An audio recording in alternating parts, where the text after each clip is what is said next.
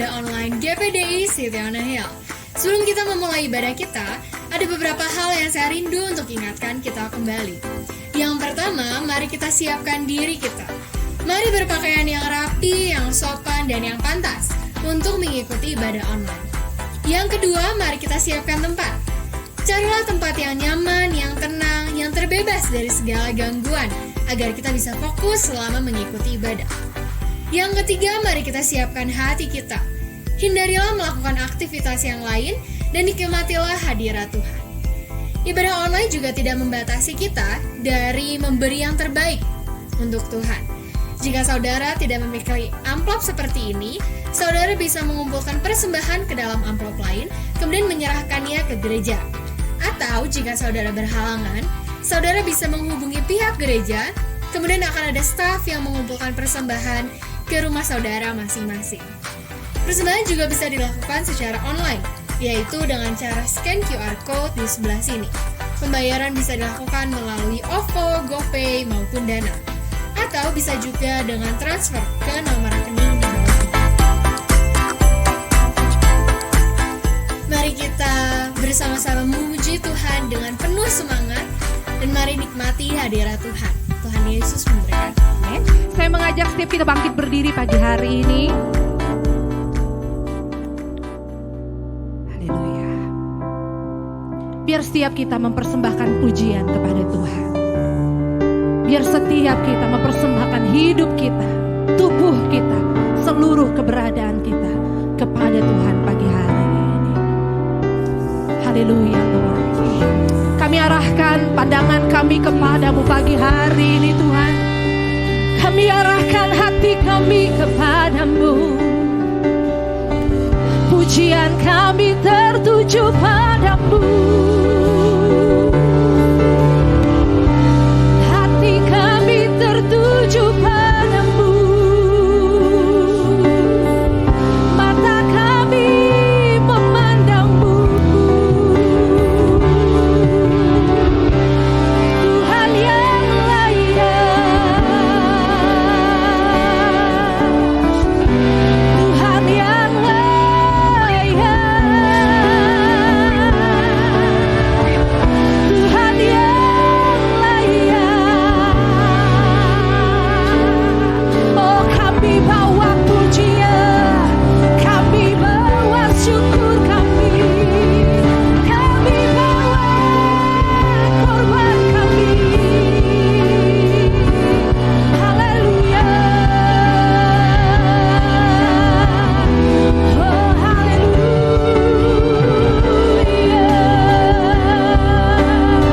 Shiriarararalo kayana. Ku bersorak, oh sorakan dia dahsyat, sorakan dia hebat, sorakan dia luar biasa. Terima kasih, aku tak akan berdiam diri, aku mau bersorak-sorai bagi Rajaku. Ku mau bersorak-sorai pagi hari ini. Hadir berkata,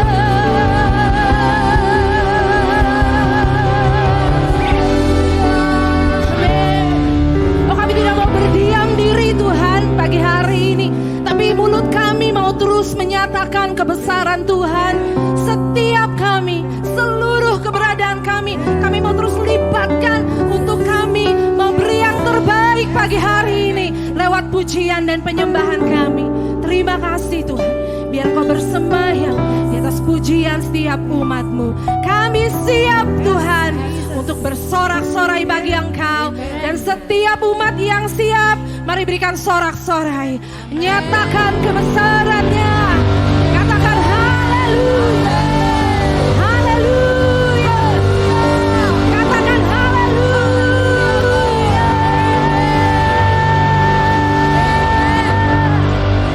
Amin. Selalu ada alasan alasan untuk kita bersyukur setiap hari kepada Tuhan. Amin.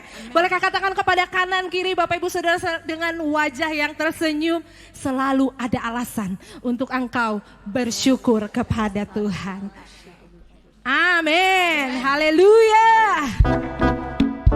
Mari naikkan syukur kita pagi hari ini, sebab kasih-Nya luar biasa besar. Amin. Haleluya. Samakan tepuk tangannya. Kasih yang begitu besar, lebih kuat dari dosa. Kasih yang menyembuhkanku, selamatkan dan pulihkanku. Ku naikkan syukurku, ku tak akan berhenti memuji, meninggikan namamu selalu, menari, memuliakanmu. Dibebaskan, dibangkitkan, hidup yang kau berikan kini hanya untukmu. Haleluya. Mari nyanyikan. Kasih yang begitu besar, lebih kuat dari dosa. Kasih yang menemukanku, selamatkan dan pulihkanku. Oh, naikkan syukur, ku naikkan syukurku. Ku naikkan syukurku, ku tak akan berhenti memuji, meninggikan namamu selalu, menari, memuliakanmu. Dibebaskan, dibangkitkan, hidup yang kau berikan kini hanya. Ku tak akan berhenti memuji, meninggikan namamu selalu, menari, memuliakanmu. Dibebaskan, dibangkitkan, hidup yang kau berikan kini hanya untukmu.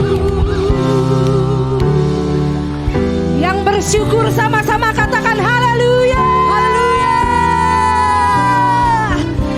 Kita mau menari bagi Tuhan pagi hari ini, amin.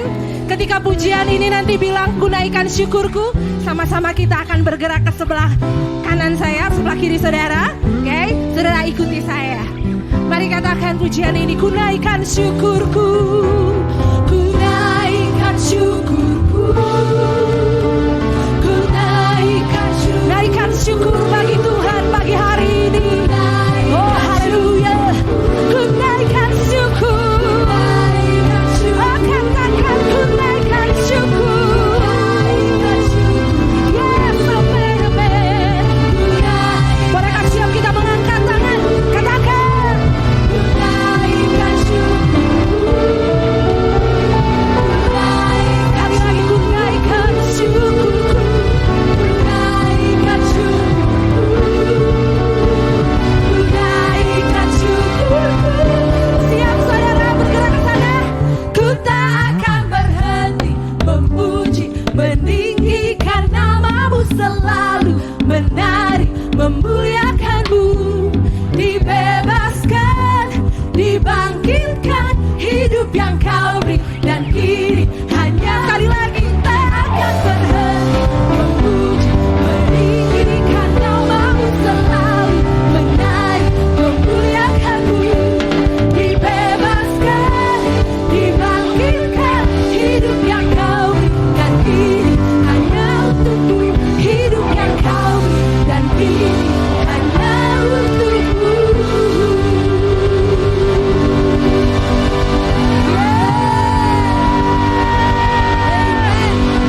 Haleluya.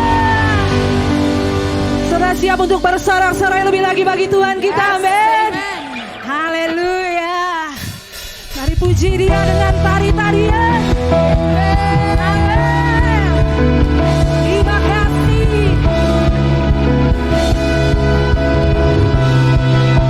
Katakan, ya segala yang bernafas memuji namamu Tuhan, sebab namamu besar, sebab namamu mulia. Ya segala yang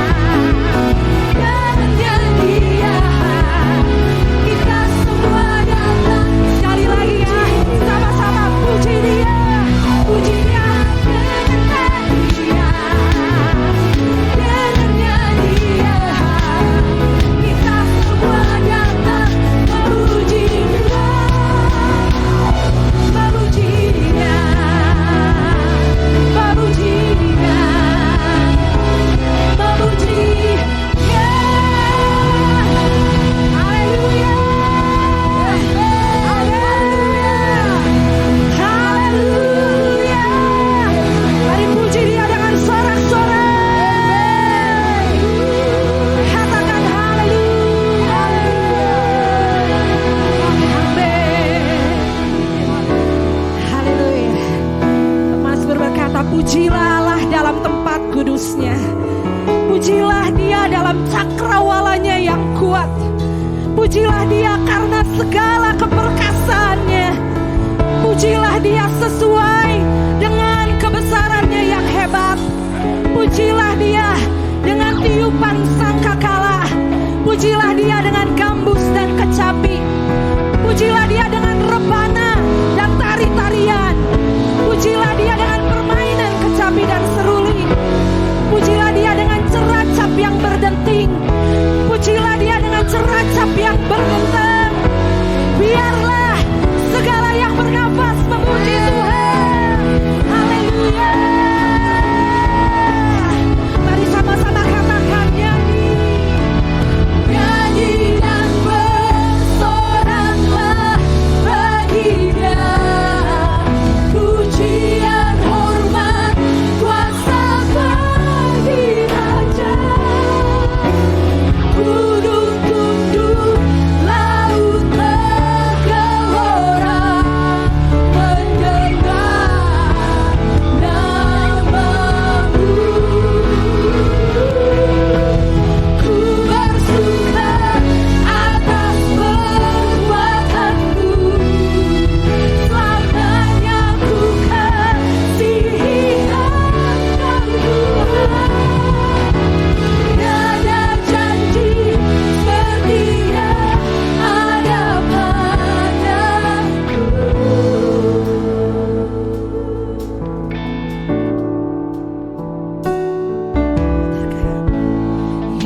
Yesusku, penyelamatku, tiada yang seperti Engkau.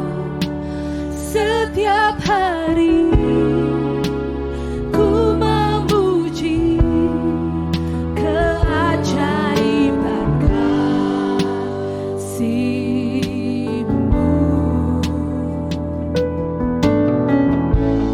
Penghibur, pelindung, menara kekuatan. Biarlah semua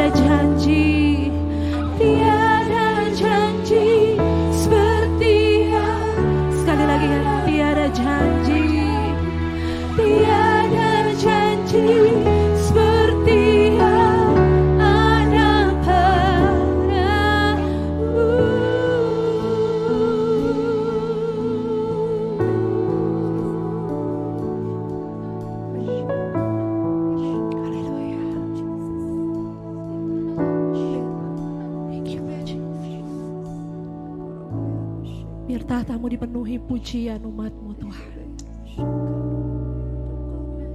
Shikiriarata kaya. Orata kababa. Shiriara baba kaya. Shiriara laya. Olaya. Siriara. Thank you, Lord. Thank you, Jesus. Dipenuhi kemuliaan,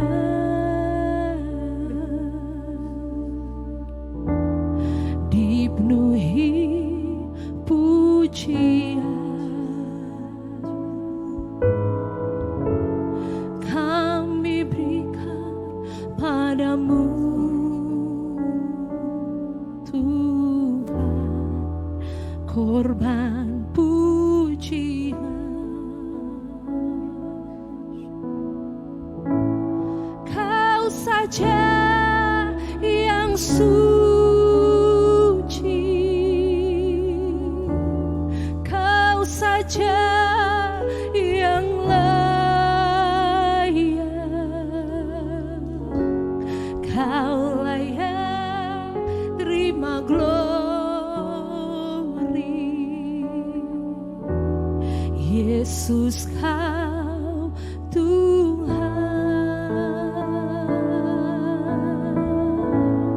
Kau saja yang suci, Kau saja yang layak, Kau layak terima glory. Hanya Kau Tuhan.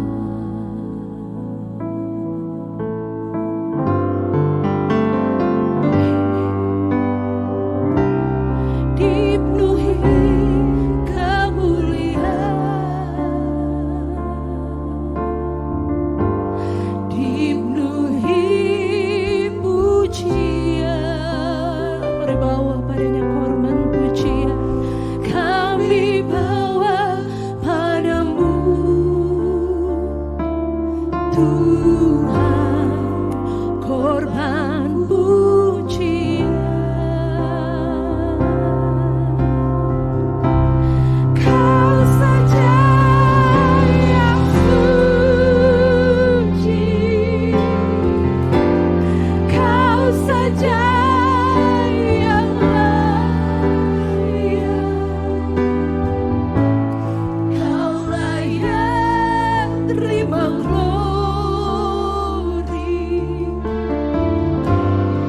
Yesus Kau Tuhan, Kau saja yang suci,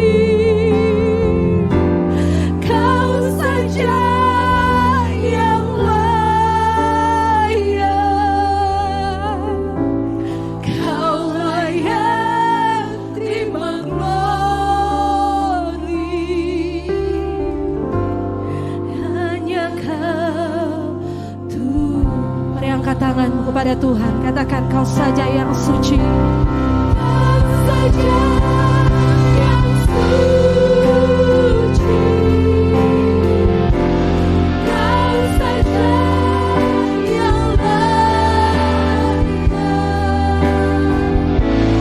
Kau layak terima glory. Yesus Kau Tuhan,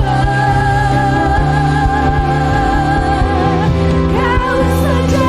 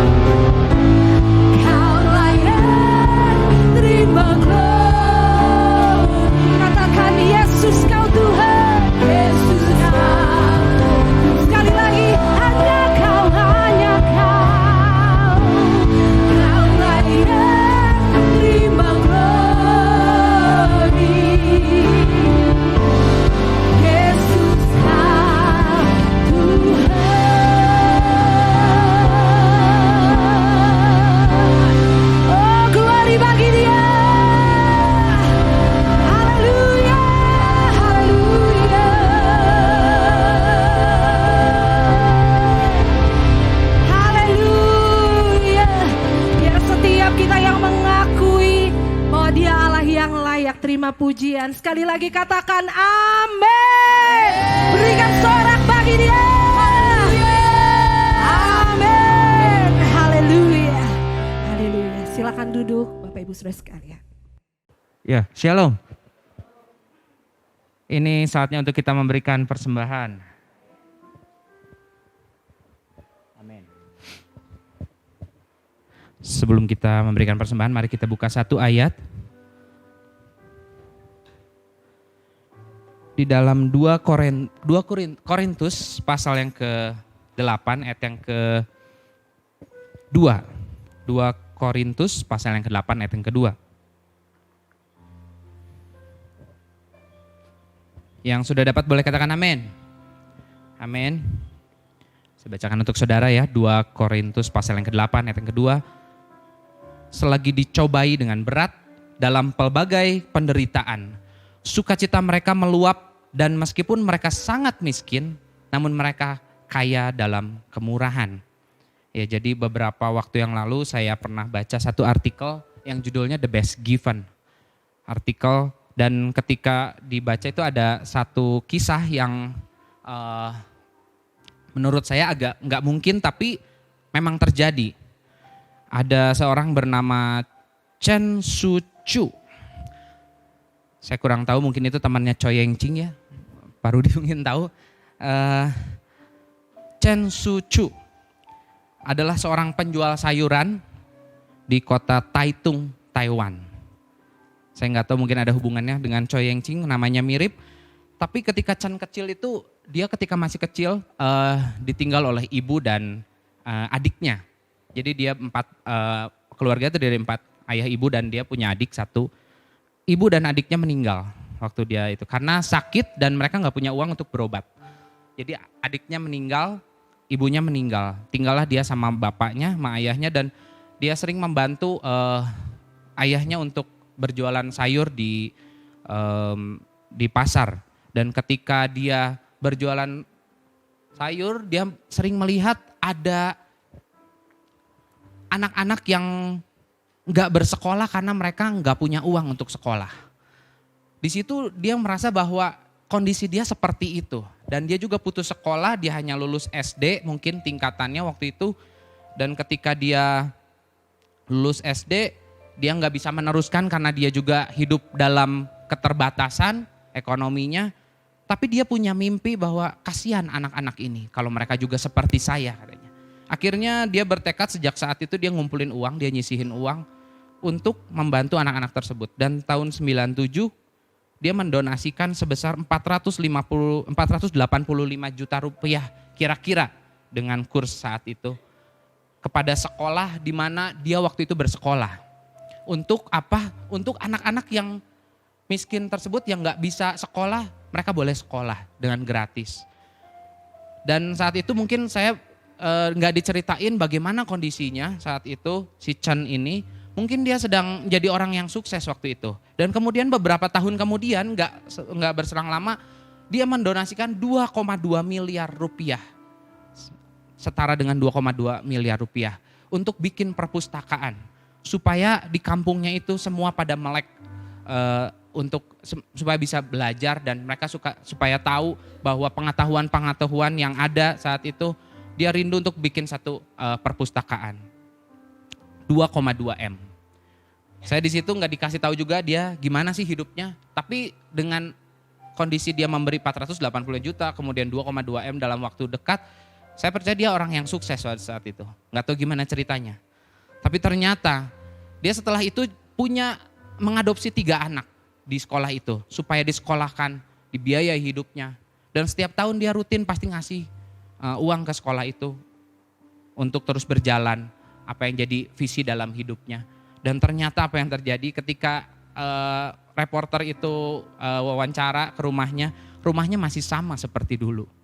Rumah sederhana dan hidupnya hanya bisa bertahan karena dia waktu itu penjual sayur-sayuran, jadi dia lebih banyak apa yang dia jual, dia juga makan, lebih irit lah ceritanya. 1 bulan sampai dia meninggal, dia hanya menghabiskan 50.000 rupiah. Hidup dalam kesederhanaan. Di sini ternyata memberi itu nggak tergantung dalam keadaan kita.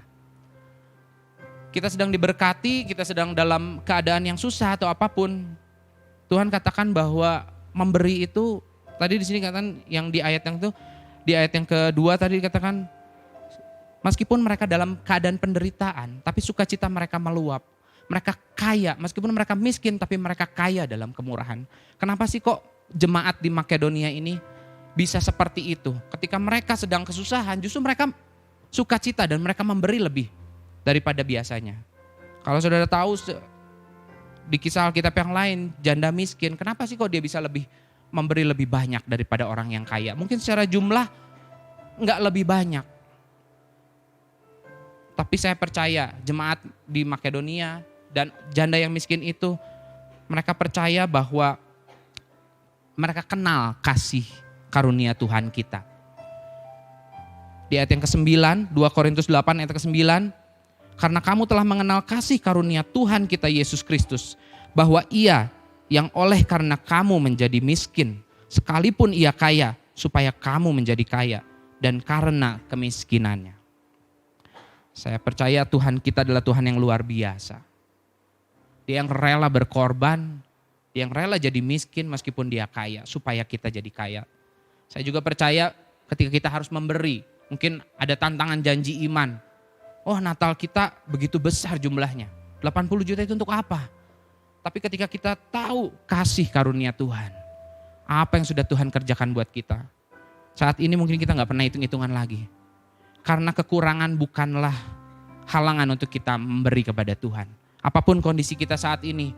Justru kadang-kadang ketika kita sedang dalam keterpurukan, apa yang kita beri lebih besar daripada apa? Daripada kita yang ketika kita dalam keadaan diberkati. Kadang-kadang orang yang diberkati kayaknya cukuplah seginilah.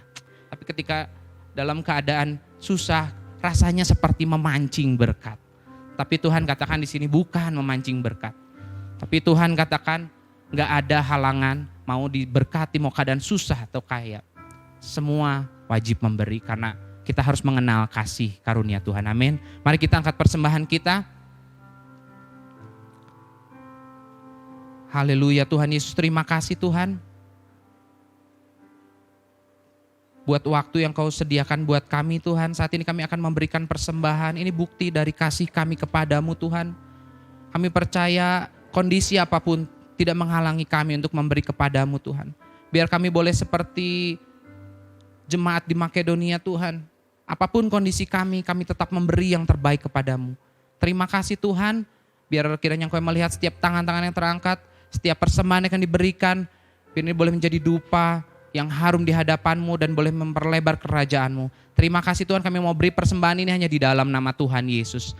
Setiap yang percaya katakan, amin. Mari kita memberi dengan sukacita.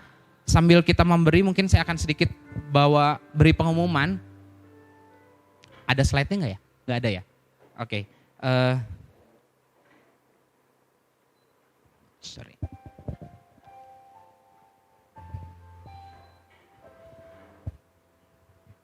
Saya akan bawa pengumuman tentang detail dana Natal kita. Waktu itu Bapak Gembala sudah waktu menantang janji iman itu ada ya.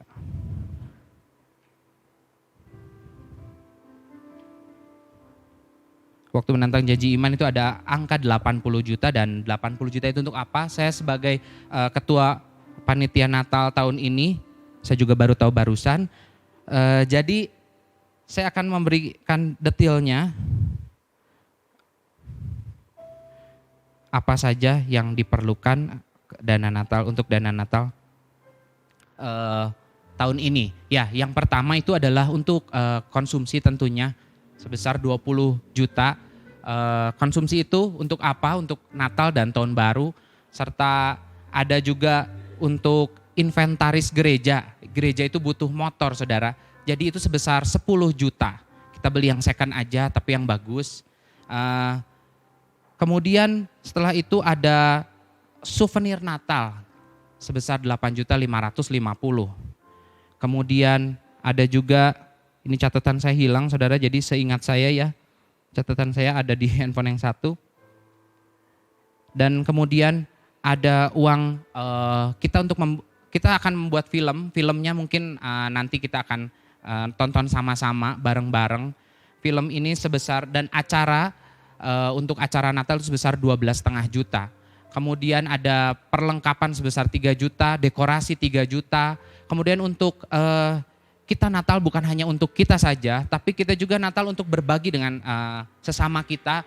Ada dana sosial di situ, kita sudah berbagi dengan warga sekitar, itu sebesar 10 juta. Dan ada dana untuk Paskah sebesar 4 juta. Dan di situ totalnya 80 juta 50 ribu rupiah. Jadi kalau saudara bertanya-tanya, uang sebesar apa sih? Itu untuk perayaan Natal kita, bukan hanya untuk Natal tapi hanya untuk acara-acara berikutnya. Itu untuk Paskah nanti, di tahun depan mungkin panitianya berbeda tapi mungkin dananya sudah ada dikumpulkan saat ini. Dan yang dikumpulkan saat ini juga untuk sekaligus untuk kemuliaan Tuhan. Bukan hanya untuk kita bersuka cita tapi saat Natal, tapi kita percaya ini juga menjadi tantangan buat kita. Memberi bukan mungkin dananya cuma 80 juta, sekarang sih seperti sudah terkumpul berapa untuk sampai kemarin. Dana yang terkumpul dari janji iman itu sudah sebesar 39.500.000. Beri kemuliaan buat Tuhan. Amin. Saya masih menunggu yang belum memberikan, yang belum menyetorkan boleh memberikan kepada Ibu Anita dan atau Ibu Santi, atau yang mau transfer juga boleh ke rekening gereja. Nanti di depan ada QR code-nya. Kalau misalnya saudara mau tahu rekeningnya boleh tanya ke Ibu Santi atau Ibu Anita. Jadi saya percaya dana Natal ini kita akan buka secara transparan. Nanti di akhir tahun kita akan tempel di belakang apa saja pengeluaran secara detailnya. Saya tidak bisa berikan secara detailnya, tapi saudara bisa baca nanti ada laporan keuangan supaya kita lebih transparan lagi. Ya, Tuhan Yesus memberkati. Itu yang mau saya sampaikan. Haleluya. Selamat pagi Bapak Ibu. Haleluya. Yang merasa diberkati Tuhan, mari lambaikan tangan. Haleluya. Pemusik silakan duduk. Ya, senang sekali bisa ada di tempat ini pagi hari ini. Dan ini adalah bulan terakhir di tahun 2021. Beberapa waktu yang lalu, saya nggak ada di tempat ini. Saya dengan istri saya ngobrol berdua. Tengah malam, di tengah banyak kesibukan, terus saya berkata begini, aduh aku belum bisa pulang, udah kangen dengan jemaat dan banyak hal yang harus dilakukan. Terus dia berkata begini, di tengah kesibukan saya, apakah yang Tuhan mau? Terus dia berkata, Tuhan sungguh-sungguh mau gak saya kerjakan hal ini? Karena saudara tahu apa yang sedang diurusi oleh istri saya, saudara, itu menjadi renungan buat saya. Itu menjadi renungan buat kita semua. Saya mengevaluasi tahun 2001 dan kita akan masuk 2022, kita sudah ada temanya. Dan dari pembicaraan itu, tiba-tiba Tuhan kasih sesuatu. Tema kita adalah refocus. Boleh kurangin lampu yang di depan supaya bisa lebih terang di belakang. Memfokuskan ulang. Istri saya bilang, saya fokus enggak ya? Kenapa? Karena beberapa minggu saya enggak ada bersama jemaat. Padahal visi saya besar, visi kita besar. Kita mau punya pelayanan pendidikannya. Kita mau punya pelayanan kesehatan. Kita masih mau masih banyak visi. Saudara, tetapi belum kelihatan hari ini. Dan untuk sampai ke visi itu ada langkah-langkah yang harus kita lakukan. Nah, saudara, jadi saya dengan istri ngobrol. Ketika saya ngobrol, saya rasa Tuhan bicara sesuatu kepada saya. Saya rasa Tuhan bicara sesuatu kepada istri saya untuk kita semua. Dan saya mulai merenungkan dan saya berkata begini sama istri saya. Sebetulnya yang paling penting adalah bukan di mana kita berada, bukan apa profesi kita, tapi yang paling penting fokus kita benar tidak. Justru hari-hari ini Tuhan sedang mengajarkan, ketika kamu sibuk di sana, ketika kamu melakukan ini, gampang untuk kita melihat Yesus. Kenapa Yesus harus turun dari surga sana, merendahkan diri, mengosongkan diri jadi seperti manusia? Kenapa dia nggak jadi seperti Superman? Dia jadi manusia, bahkan mengosongkan diri, bahkan jadi hamba. Seringkali kalau kita ingin rohani, ingin maju, ingin bangkit, rasanya saya harus seperti ini. Tapi enggak, Yesus, ini mumpung bulan Desember menyambut Natal. Bagaimana Yesus memberi teladan? Dia jadi manusia. Apa arti jadi manusia? Dia rasa kelemahan kita, dia rasa persoalan kita, dia rasa pergumulan kita. Dan bagaimana itu polanya? Kan kita diajar selalu jadi seperti Yesus. Hanya intinya, bukan apa yang kita lakukan, bukan di mana kita berada, bukan dalam posisi apa. Tapi yang paling penting, fokus kita harus tetap secara rohani. Nah, saudara, visi gereja kita baca dulu. 1, 2, 3. Kami melihat kota di atas bukit sebagai gereja lokal yang bangkit untuk menerangi dunia. Tidak ada visi lain yang Tuhan kasih di saya selain saya melihat kebangunan rohani di tengah jemaat. Tidak ada yang lain selain hidup saya, hidup kita melayani Tuhan mengalami namanya kebangunan rohani. Saya senang sudah jadi gembala, sudah melayani ini dan itu. Tapi saya masih mengharapkan ada satu kebangunan rohani. Di mana benar-benar roh kita bangkit. Di mana kita melihat kuasa Allah dinyatakan. Di mana-mana kita diubahkan. Kita melihat keluarga kita diubahkan. Bahkan kita melihat orang-orang datang kepada Tuhan. Ada kebangunan rohani yang besar. Jujur kalau ditanya, kenapa pengen punya visi pendidikan, visi kesehatan, visi-visi yang lain. Sebenarnya satu, karena kita mau lihat kebangunan rohani. Itu sebabnya saya dengan istri saya berkata, oke, kita berbagi tugas. Hari-hari ini saya banyak di sini, kamu banyak di sana. Tapi sekali lagi, fokus kita nggak boleh salah. Nah, ketika bicara fokus saudara, saya sedang merenungkan. Biasanya saya, fokusnya apa? Tiba-tiba ada sebuah kalimat yang rasanya Tuhan taruh di hati. Coba next slide.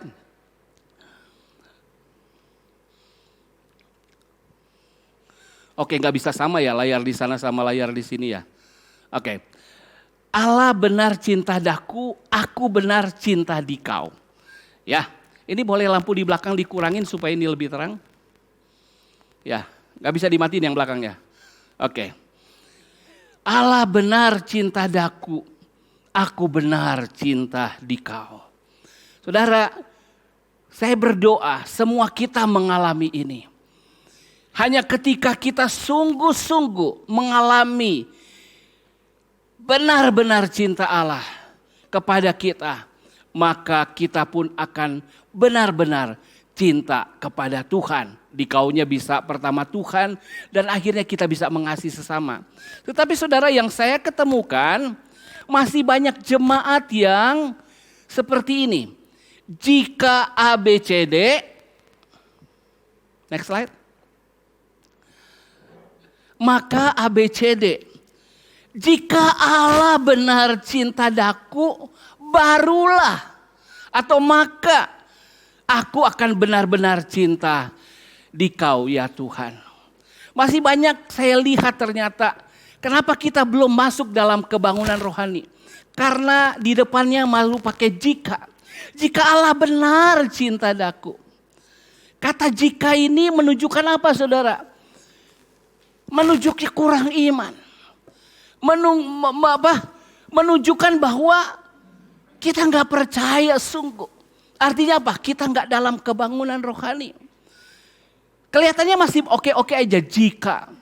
baru maka aku benar-benar cinta Dikau ya Tuhan. Saya rindu saudara di tahun 2022 jadi fokus kita. Bukan jika, tetapi karena Allah benar cinta Daku, maka aku benar cinta Dikau ya Allah. Mari evaluasi dulu sebelum kita masuk. Hari ini kita beribadah, dalam hati kita cek. Dari seluruh hati kita, seluruh persen hati kita. Berapa persenkah kita berkata, Tuhan, oh Allah, benar cinta kepada aku. Berapa persen kita percaya? Kalau masih jika berarti belum utuh. Tetapi kalau kita sudah sampai kepada karena kita telah mengecap melihat kebaikan Tuhan, mengenal kebaikan Tuhan, maka kita pun akan benar-benar cinta kepada Tuhan. Ini jadi evaluasi saya di akhir tahun. Berapa jemaat yang masih jika Tuhan cinta? Makanya seringkali berngomong, Pak Gem, doa saya belum dijawab. Pak Gem, persoalan saya belum selesai. Saya belum siap melayani. Saya belum terbakar karena masih apa? Masih jika. Tetapi saya berdoa, kita semua jemaat bisa mengalami karena saudara mengalami, saudara yakin.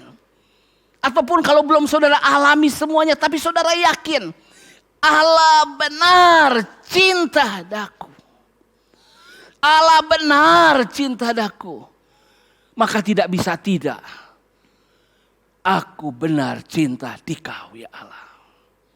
Mari evaluasi. Kita masih di jika atau sudah sampai karena. Karena ini penting buat saya. Saya pengen cari ada satu kalimat, mundur lagi kalimatnya coba. Supaya gampang mengingatnya. Di kalimat tadi. Allah benar cinta Daku. Aku benar cinta Dikau ya Allah. Nanti kalau kita udah aku benar cinta Dikau ya Allah. Gampang juga kita akan berkata, aku benar cinta Dikau. Mau istri kita, suami kita, anak kita, atau sesama kita. Coba saudara renungkan. Selama ini ketika saudara beribadah, poinnya jika atau karena. Kalau jika berarti ini PR kita di tahun depan. Bagaimana saudara mengenal kebenaran bahwa Allah sungguh mencintai engkau. Maka otomatis saudara akan benar-benar cinta kepada Tuhan. Kalau ini gak selesai, kita gak akan pernah keluar. Kita gak akan pernah ngalami kebangunan rohani. Beberapa waktu yang lalu saya lihat sebuah kegerakan rohani. Saya lihat lagi dengan komunitas yang ada, saya menangis. Tuhan, saya mau ada di situ. Saya mau sungguh-sungguh saya terbakar oleh cinta. Cintanya Tuhan kepada saya. Ya, next slide. Kalau itu, ini jadi fokus kita. Ya, saudara, fokus kita bisa ada dua. Fokus kita bisa Allah atau bisa aku. Fokus kita bisa aku atau Allah. Orang yang berkata jika Allah benar cinta Daku, emang awalnya Allah. Tapi fokusnya sebenarnya Dakunya. Akunya. Jika Allah. Tetapi karena kita udah sampai karena Allah benar cinta aku, benar cinta Daku, maka hari-hari ini fokus kita sebetulnya kalau beribadah, apakah aku supaya aku selamat, supaya aku sehat, supaya aku diberkati, atau semata-mata karena kita mengenal Allah dengan benar. Apakah kita tahu Allah dengan benar? Poin yang pertama, fokus kita, saya mau kembalikan. Apakah aku atau Allah? Dan itu adalah pilihan saudara. Ingat khotbah minggu lalu? Ya, bagaimana kita bahagia? Bagaimana kita binasa? Itu tergantung pilihan kita. Dan hari ini, saya pengen saudara, di tahun yang baru, fokus kita, apakah Allah atau aku? Tapi saya berdoa, karena Allah maka aku. Fokusnya karena Allah. Karena Allah baik, maka aku akan menjadi orang baik. Aku harus jadi orang baik. Karena Allah kudus, maka aku harus jadi orang kudus. Tapi kalau jika Allah memberkati saya, maka saya akan beribadah, maka saya akan melayani. Fokusnya ternyata bukan Allah. Fokusnya adalah diri kita. Ini evaluasi tahun yang lalu. Tapi saya mau saudara masuk ke tahun yang baru dengan fokus yang benar. Kejadian 1 ayat 1 berkata, mana Kejadian 1 ayat 1? Kejadian 1 ayat 1 berkata, padamunya Allah. Dan seterusnya menciptakan langit dan bumi. Pada mulanya Allah. Kalau kita memulai dengan diri kita sendiri, itu bukanlah konsep kekristenan. Silakan Bapak Ibu, masih ada kursi di dalam, silakan masuk Pak. Asyir boleh bantu, di depan ada kursi ya.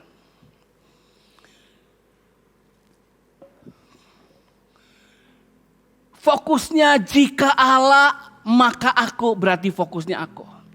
Tapi karena kita mengenal Allah, kita berkata, karena Allah ada, maka saya ada. Karena Allah ada, maka saya ada. Coba saudara renungkan. Hari-hari ini saudara beribadah sesungguhnya karena apa? Sudah sekian tahun. Apakah selalu bermula dari aku butuh Tuhan. Aku punya masalah. Aku berdoa, aku melayani karena aku punya keinginan. Saudara, kalau itu masalahnya berarti saudara fokusnya telah keliru. Firman Allah katakan pada mulanya Allah. Ketika saudara membaca Alkitab, itu sebabnya saya pengen dorong lagi. Tekunlah membaca Alkitab dari Kejadian sampai Wahyu. Nanti mulai lagi Januari kita mulai dari Kejadian lagi ya. Dan ketika sudah buka, coba sudah buka bersama-sama ayat kitab saudara. Kejadian 1 ayat 1. Beri tanda di situ. Karena ini pesan Tuhan. Fokus kita tahun depan. Pada mulanya Allah. Mengawali segala sesuatu. Memulai segala sesuatu. Pada mulanya Allah. 1, 2, 3. Pada mulanya Allah. 1, 2, 3. Pada mulanya Allah. Jadikan Allah yang utama. Jadikan Allah permulaan saudara. Maka yang lain saudara akan melihat hal-hal yang besar, hal-hal yang indah, hal-hal yang baik. Saya pengen fokus kita di tahun depan adalah Allah pada mulanya. Di dalam Yohanes 1 ayat 1.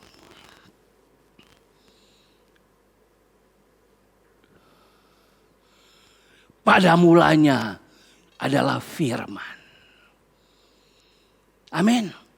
Kalau saudara mau fokus kepada Allah, tidak ada lain cuma satu. Pelajari firman Allah.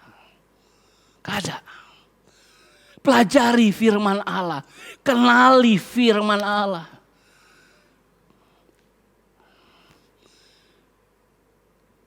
Kita mau tinggalkan tahun 2021.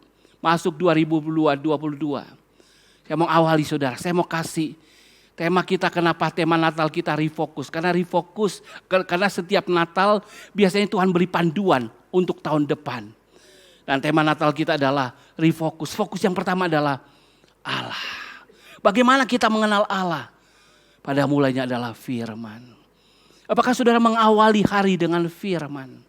Apakah saudara mengawali kegiatan dengan firman? Apa itu firman? Itu kehendak Allah, itu suara Allah, itu janji Allah. Atau saudara mengawali segala sesuatu dengan ide saudara, dengan pikiran saudara, dengan kekuatan saudara, dengan pengalaman saudara. Mari kita evaluasi. Kenapa kita gagal? Karena kita mengawalinya dengan pemikiran kita, bukan pemikiran Allah. Firman Allah berkata, jalanmu bukan jalanku, jalanku bukan jalanmu, pikiranku bukan pikiranmu. Oh, pantas kita belum mengalami kebangunan rohani. Pantas kita belum breakthrough. Pantas belum kita melihat janji Tuhan digenapi. Kenapa? Seringkali pada mulanya adalah kesibukan kita, urusan kita, pemikiran kita. Tapi saya berdoa, saya akan fokus. Pada mulanya adalah Allah. Kalau bicara Allah, mengenali Allah, tahu caranya lewat firman Allah. Nah saudara, sekali lagi kalau bicara firman Allah, banyak orang mendekati firman Allah dengan pemikirannya. Tapi firman Allah harus dipercayai dengan hati. Amin. Dengan hati. Itu akan membawa saudara nanti kepada fokus yang kedua. Karena Allah benar cinta kepada saya, maka aku benar akan cinta kepada Dikau ya Allah. Poin yang kedua, benar. Saya mau saudara fokus pertama kepada Allah. Ketika saudara fokus kepada Allah, Allah akan membawa saudara kepada kebenaran. Fokus yang kedua kita adalah kebenaran di tahun yang baru. Apa itu kebenaran? Next slide. Ya ini udah benar ya. Terus next slide. Coba kita lihat Matius 5 ayat 6. Beri tanda di ayat Alkitab saudara. Berbahagialah orang yang lapar dan haus akan kebenaran, karena mereka akan dipuaskan. Ketika saudara fokus kepada Allah, tidak ada lain yang akan Allah berikan kepada saudara selain yang utama adalah Tuhan beri kebenaran. Karena kebenaran yang memerdekakan kita. Kebenaran itu adalah Allah sendiri. Kebenaran adalah kunci segalanya. Tapi saudara, Tuhan akan bawa kita kepada kebenaran. Namun tugas kita, bagian kita di tahun yang baru, biar kita menjadi fokus. Fokus kepada kebenaran. Bagaimana caranya? Apakah saudara memiliki hati yang lapar dan haus akan kebenaran? Lapar dan haus akan kebenaran.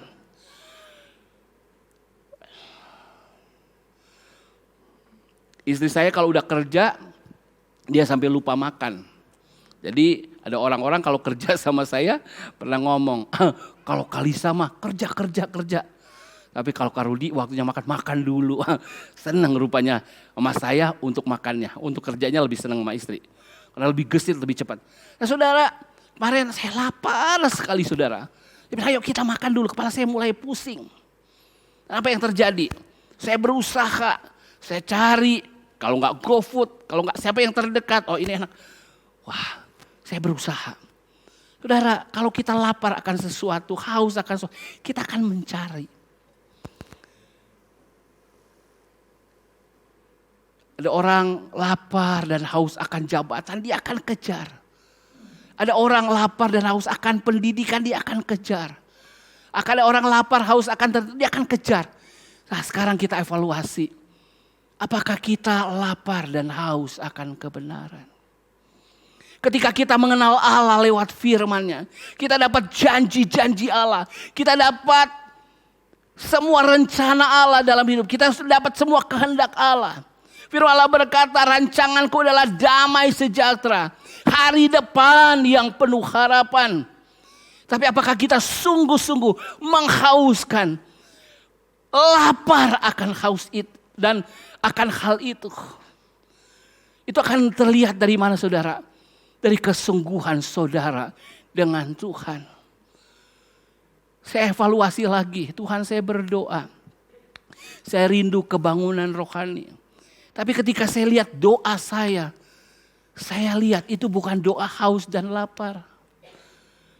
Coba lihat saudara, orang yang haus benar-benar lapar, itu seperti orang yang meminta-minta, aku butuh. Dan orang yang butuh gak akan bilang begini, dikasih syukur, gak dikasih gak apa-apa, enggak. Orang yang haus dan lapar dia harus dipuaskan, dia harus menemukan sesuatu. Dan dia akan sungguh-sungguh memintanya, mencarinya, mengusahakannya.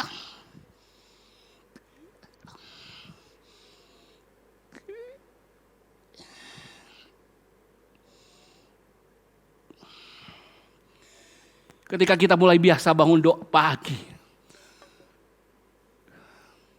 saya mulai lihat motif saya. Saya doa pagi untuk apa? Tapi Tuhan mulai ingatkan lagi. Hambaku, apakah engkau haus dan lapar akan kebenaran? Apa engkau haus dan lapar akan kebenaran? Ada banyak berkat yang saya sudah terima. Apa adanya saya hari ini, itu semua berkat Tuhan. Tapi saya mau berkata, Tuhan, kau ingatkan firman Tuhan janji. Terlalu sedikit bagi Rudi Asa hanya untuk saya punya rahasia iman dengan Tuhan. Tapi terlalu sedikit itu kok tetap sedikit. Tuhan berkata, karena kamu mulai kehilangan haus dan lapar akan aku.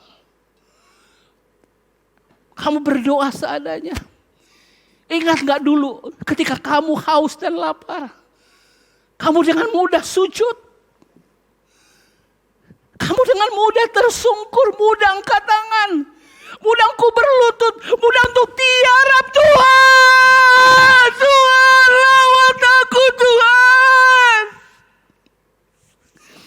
Hari-hari ini doamu seperti apa? Doamu doa gak lapar, doamu gak haus. Bagaimana engkau mau lihat kebangunan rohani?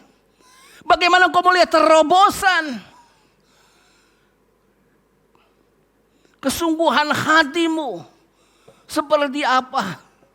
Evaluasi 2021 Tuhan. Ampuni saya. Buat saya refocus lagi. Dulu kamu rajin berpuasa, minimal seminggu 2 kali kamu berpuasa. Kalau gak Selasa, Jumat atau hari yang lain. Tapi hari-hari ini, mungkin karena kau sudah berkat, kau gak bisa kuasai mulutmu. Kau gak bisa jaga selera perutmu.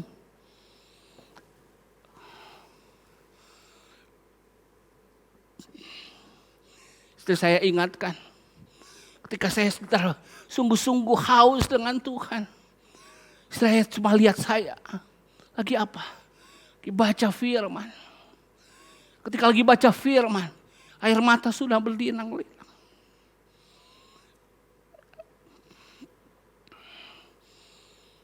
Melayani gak ada matinya rasanya. Tapi kalau kita kehilangan haus dan lapar saudara. Kekristenan kita menjadi biasa-biasa. Kekristenan kita gak berdampak. Seperti orang makan tanpa garam. Atau seperti kita makan kagak nendang saudara makanannya. Saya berdoa. Saudara punya kehausan, kelaparan akan kebenaran. Apa itu kehausan dan kelaparan akan kebenaran? Saudara rindu menjadi orang benar. Orang benar di mata Tuhan. Kalau saudara pelajari Mazmur, itu sebabnya bacaan kita ada perjanjian lama, perjanjian baru, ada Mazmur, ada Amsal setiap hari. Kalau sudah perhatikan. Di Mazmur saudara akan ketemu berbahagia orang benar. Jadi orang benar. Apa itu orang benar? Kita sadar kita orang berdosa. Puji Tuhan. Tuhan sudah ampuni dosa kita. Tuhan sudah matikan pabrik dosa kita. Tapi karena kita masih hidup dalam daging, hidup di dunia yang jatuh, kita mudah terjatuh di dalam dosa. Tetapi kalau kita mau jadi orang benar, kita akan lihat buah-buah roh itu nyata dalam hidup kita. Pertama, kita akan mengasihi Allah. Kita akan ada damai dengan Allah. Kita akan ada sukacita. Dan 3 hal ini berhubungan dengan Allah. Coba buka Galatia 2.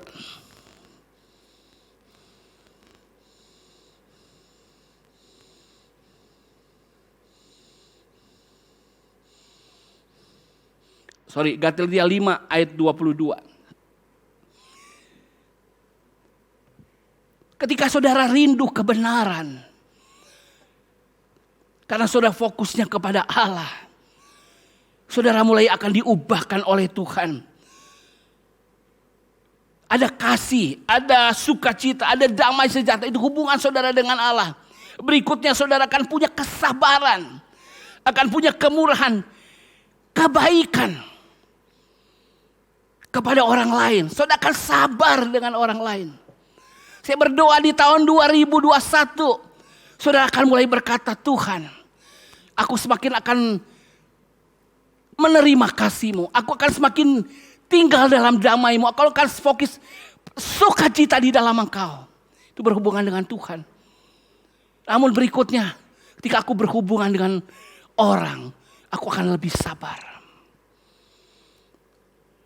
Aku akan lebih berkemurahan. Aku akan lebih baik. Tahun ini coba evaluasi. Berapa judesnya kita dengan orang lain. Atau mungkin kalau kita gak judes dengan orang lain. Gak suka mengkritik orang lain. Atau kita evaluasi. Seberapa positif kita sama orang lain. Adakah kita pemberi semangat kepada orang lain. Atau kita mengkritik. Kemarin saya langsung evaluasi, aduh saya gak bisa tahan sabar saya ya. Saya gak bisa tahan sabar saya. Dan berikut saudara.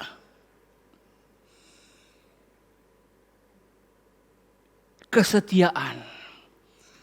Kelemah lembutan, penguasaan diri. Kalau saudara menjadi orang benar, saudara akan menjadi orang yang setia. Saudara menjadi orang yang loyal. Loyal dengan keluarga. Loyal dengan perusahaan. Loyal dengan gereja. Itu tapi berangkat dari sifat saudara. Saudaranya yang setia. Bicara setia itu bicara diri sendiri. Lemah lembut. Saudara orang yang lembut hati. Dan akhirnya berhubungan dengan diri. Saudara bisa menguasai diri. Saya berdoa. Tahun depan itu jadi fokus kita untuk jadi orang benar.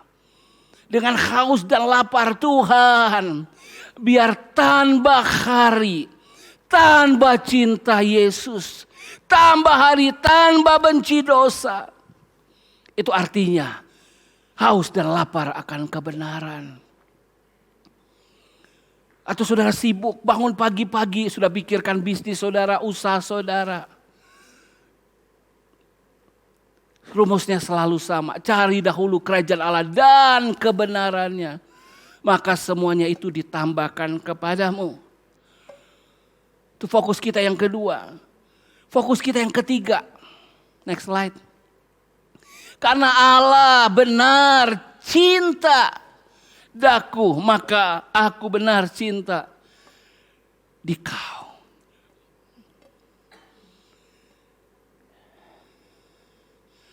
Bicara cinta, bicara kasih. Saya berdoa fokus kita tahun depan untuk hidup benar. Tapi lebih dari itu, lebih spesifik lagi, hidup dalam kasih. Hidup dalam kasih. Mari evaluasi kasih kita.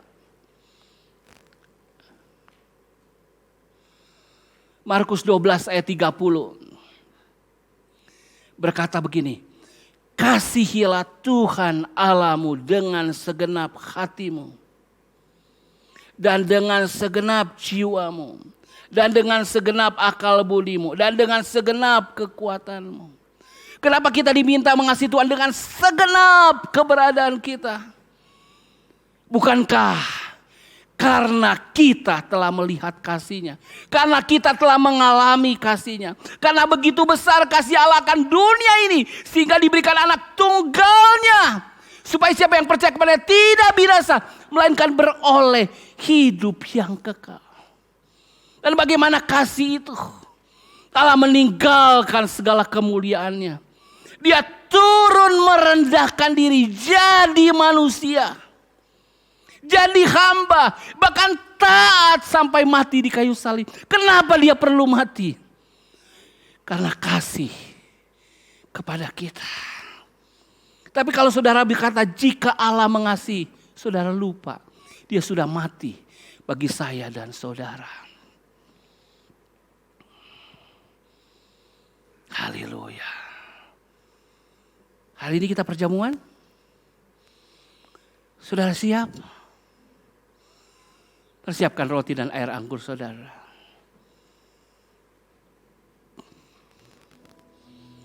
Waktu kecil saya terbiasa dengar lagu Cinta Besar, Cinta Besar.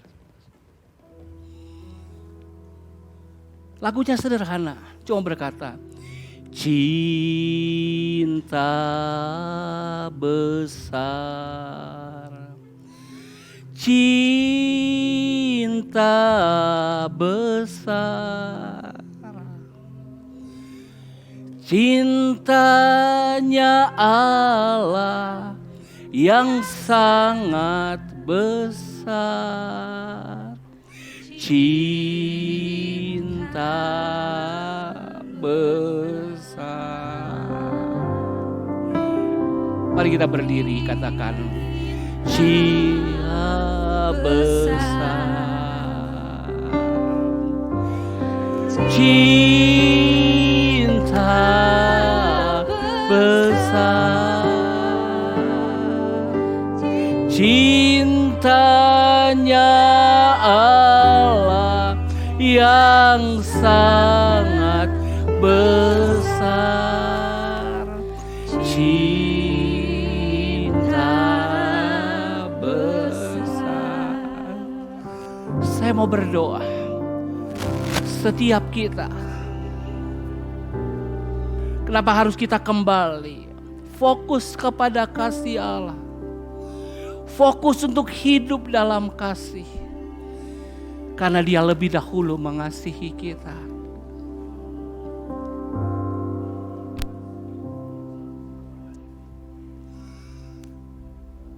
Saya mendengar sebuah kisah. Seorang Kristen yang mengalami kesulitan. Dia tiba-tiba menjadi lumpuh.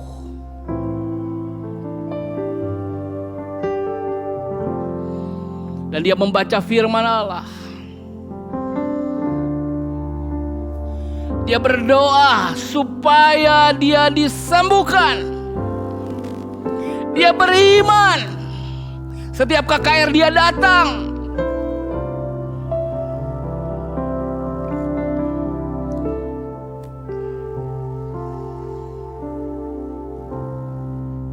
Karena dia berharap Tuhan mengasihi saya, sembuhkan saya. Tapi setiap ibadah dia rasa lawatan Tuhan, tapi dia gak sembuh. Dia pulang dengan kecewa. Dia pulang dengan kecewa. Kenapa? Karena dia merasa Tuhan gak mengasihi dia.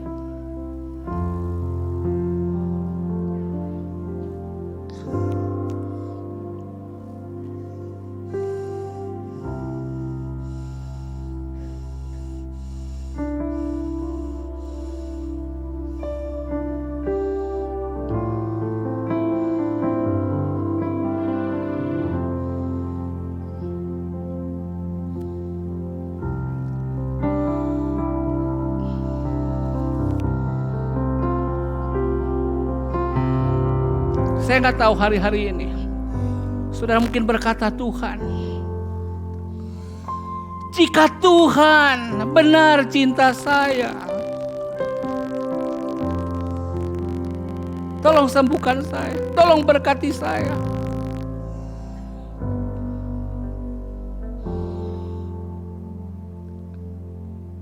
Saudara membuat kayaknya Tuhan belum sembuhkan saya, Tuhan belum berkati saya, maka saya belum bisa mencintai Tuhan sungguh-sungguh.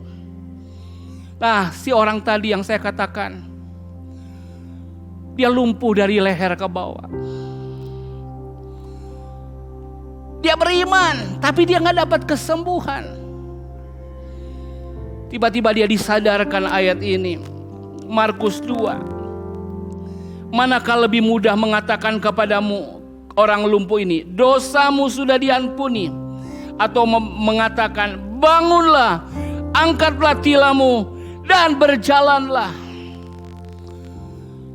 Dari kisah ini dia merenungkan, dia amin. Oh, Tuhan akan buat mujizat. Oh, dia akan bisa berjalan. Tapi tiba-tiba Tuhan ingatkan, mana yang lebih mudah buat Tuhan. Mungkin buat kita yang susah, yang lebih mudah adalah mengampuni dosa. Dan berkata, bangunlah. Oh, itu lebih susah. Saudara tahu, tidak ada yang sulit buat Tuhan. Namun kalau diukur takarannya, mana yang lebih sulit buat Tuhan? Sekedar mengatakan, bangunlah, bangkitlah. Atau dia berkata, dosamu sudah diampuni. Untuk mengatakan, bangunlah, bangkitlah, Yesus hanya bisa berkata dengan suaranya. Tapi untuk berkata, dosamu sudah diampuni, Yesus baru turun dari surga ke dunia, ke bumi. Dia merendahkan diri, dia taat memikul salib. Dia mengalami penderitaan, dan dia harus mengalami kematian.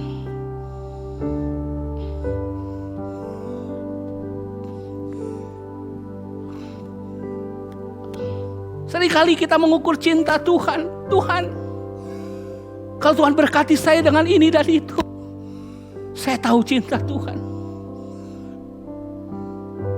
Tuhan, kalau anak-anak saya sukses, saya tahu Tuhan cinta saya. Tapi tidak sadarkah saudara bahwa Tuhan berkata, dosamu sudah diampuni. Itu adalah start. Karena hanya ketika kita menghargai korban Yesus, kita baru mengerti kasih Allah.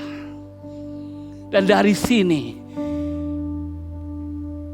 sungguh hati kita akan bersyukur dengan kasih Allah. Namanya Joni Eareckson Tada. Akhirnya seumur hidup dia tetap lumpuh. Tapi tahukah saudara, dia mengecap dan melihat cintanya Allah, kasihnya Allah. Di tengah keterbatasan dia menulis sekian banyak buku. Dia bertemu dengan banyak orang. Dia menjadi inspirasi banyak orang di tengah kelemahannya. Karena dia melihat kasih Allah yang mengampuni dia dari dosa.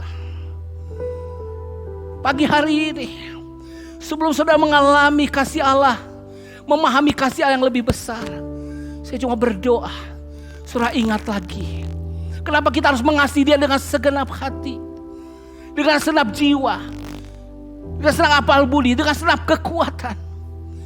Karena kasihnya untuk mengampuni dosamu begitu besar. Haleluya. Saudara siap perjamuan kudus? Mari angkat roti saudara. Dengan tangan kanan. Haleluya. Thank you. Ini adalah bukti kasihnya. Ini adalah bukti cintanya. Dia turun, tinggalkan kemuliaan, kosongkan dirinya. Jadi seperti manusia, bahkan mengambil rupa hamba. rela mati demi mengampuni dosa engkau dan saya. Supaya di mata Allah Bapa engkau didapati benar. Benar. Ketika iblis menuduh kita karena ada tanda darah, Bapa melihat kita orang benar. Saudara percaya tubuh Tuhan diserahkan bagi saudara? Mari terima ini dengan mengucap syukur. Firman Allah katakan, ini adalah tubuhku yang pecahkan bagi kamu. Biar ini menjadi kesaksian, pengingatkan bagi kita. Saudara percaya tubuh Tuhan, jemaat Tuhan? Mari kita makan dengan mengucap syukur. Dalam nama Tuhan Yesus.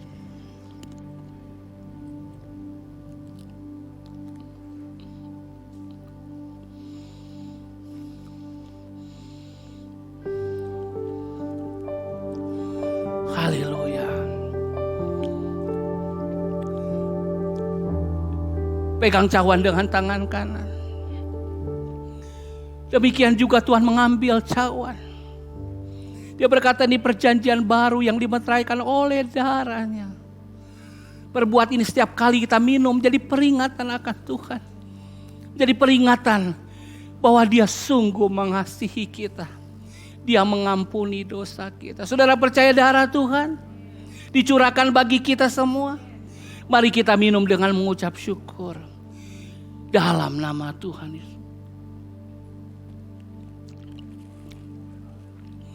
Haleluya. Mari sembah Dia pagi hari ini. Mengucap syukur kepada Dia pagi hari ini. Haleluya, haleluya, haleluya. Mari sembah Dia, bersyukur buat cintanya. Bersyukur karena dosamu sudah diampuni, dosaku sudah diampuni. Karena keselamatan telah dicurahkan kepada kita. Karena hidup kekalnya telah diberikan kepada kita. Katakan haleluya, terima kasih Tuhan. Haleluya, haleluya. Terima kasih Tuhan. Oh haleluya, haleluya. Oh glory, haleluya, haleluya. Terima kasih buat cintamu. Terima kasih buat kasihmu Tuhan.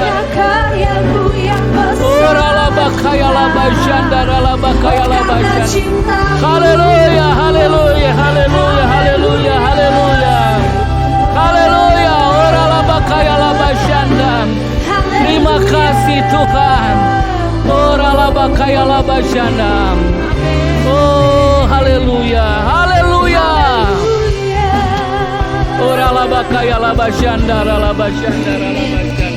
Tak pernah kuragukan kasih. Haleluya, haleluya, haleluya. Biar pagi hari ini kita mau katakan, tak pernah kuragukan kasih-Mu setiap hari dalam hidupku. Kesadaran akan kasih Tuhan akan membuat kita hidup dalam kasih. Apakah kasih itu? Allah yang lebih dahulu mengasihi kita. Amin, haleluya. Ku ragukan kasih setiamu ya Tuhan. Setiap waktu dalam hidupku tak pernah Kau tinggalkan.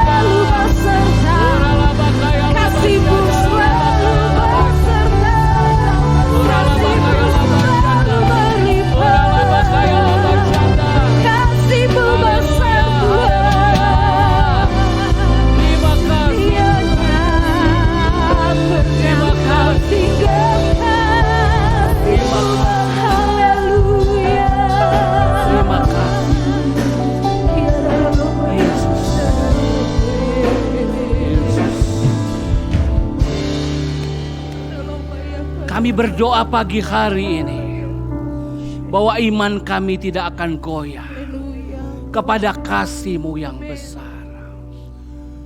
Terima kasih Tuhan. Saya lanjutkan Bapak Ibu, kembali ke poin yang terakhir saudara. Tetap berdiri, sebentar lagi saya akan selesai. Joni Eareckson Tada hidup panjang umur, 70 tahun lebih. Orang yang lumpuh total, tapi dia bahkan menikah. Jadi keluarga yang bahagia. Di tengah keterbatasannya, dia penuh dengan kasih Allah.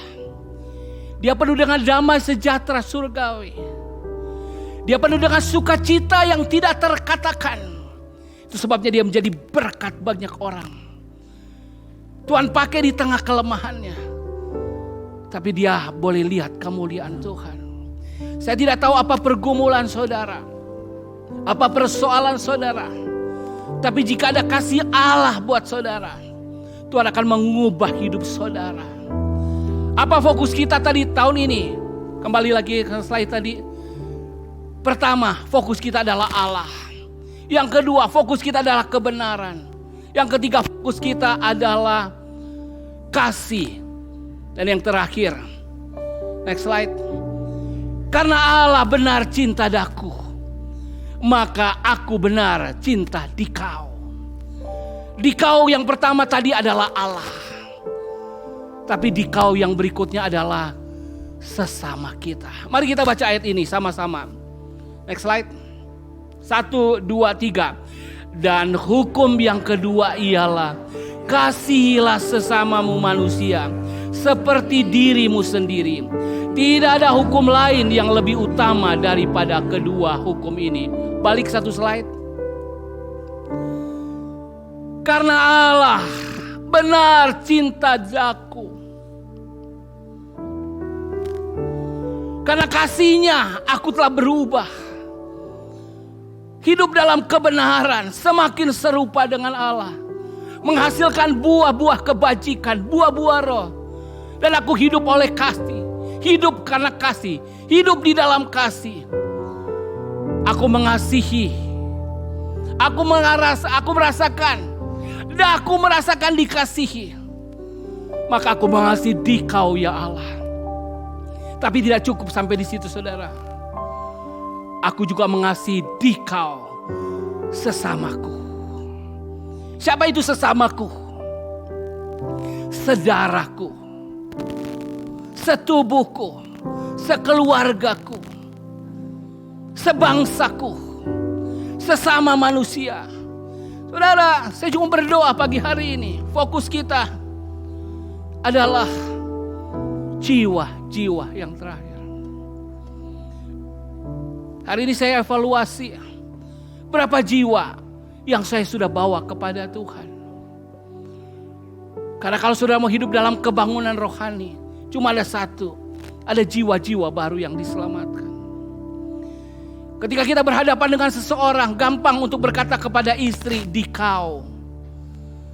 Itu dalam hubungan persaudaraan, hubungan yang intim.